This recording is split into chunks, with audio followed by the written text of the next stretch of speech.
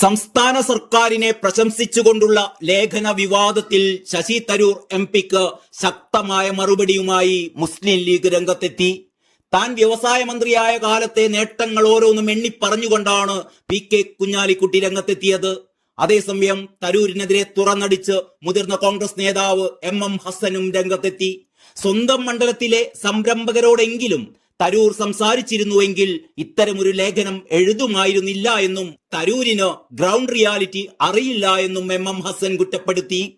AK. Antony സർക്കാരിന്റെ കാലത്താണ് കേരളത്തിന്റെ വ്യവസായ ഭൂപടമാകെ മാറിയത് എന്ന് പി.കെ. കുഞ്ഞാലിക്കുട്ടി പറഞ്ഞു.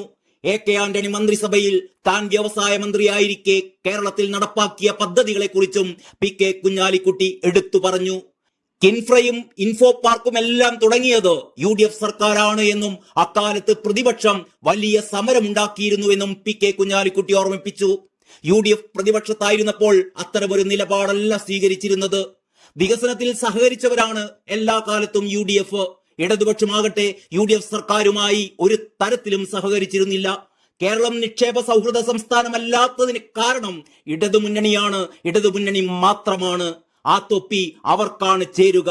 വ്യവസായ നയങ്ങളിലെ എല്ലാ മാറ്റങ്ങൾക്കും കാരണം UDF ആണ് എന്നും കുഞ്ഞാലിക്കുട്ടി പറഞ്ഞു.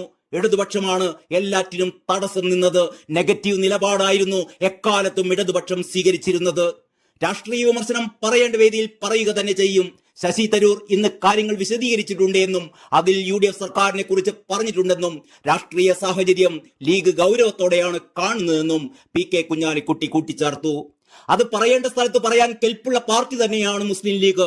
UDF സർക്കാരിന്റെ എല്ലാ വികസന പദ്ധതികളും ഇടതുപക്ഷം തടയുകയായിരുന്നു.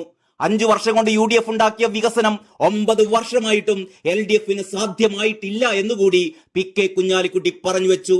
പാർട്ടിയുടെയും മുന്നണിയുടെയും നിലപാടിന് വിരുദ്ധമായി സ്വന്തം അഭിപ്രായം പറയണമെങ്കിൽ ശശി തരൂർ വർക്കിംഗ് കമ്മിറ്റിയിൽ നിന്ന് ഒഴിയാൻ മാന്യത കാണിക്കണമെന്നാണ് UDF കൺവീനർ എം ഹസ്സൻ പറഞ്ഞത്. ഗ്രൗണ്ട് റിയാലിറ്റി അറിയാതെയാണ് ശശി തരൂർ ഓരോന്നും എഴുതുന്നതും പറയുന്നതും. ലേഖനത്തിലെ ഉള്ളടക്കം അവാസ്തവവും അടിസ്ഥാനരഹിതവുമാണ്.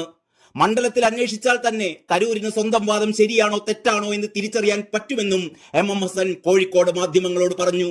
മോദിയെ പുകഴ്ത്തിയതിലും എം ഹസ്സൻ തരൂരിനെ വിമർശിച്ചു.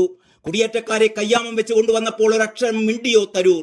അടച്ചിട്ട മുറിയിൽ ട്രംപിനോട് മോദി പറഞ്ഞത് തരൂർ എങ്ങനെയാണ് അറിഞ്ഞത്? തരൂരിനെന്താ ദിവ്യശക്തി ഉണ്ടോ എന്നും ഹസ്സൻ പരിഹസിച്ചു.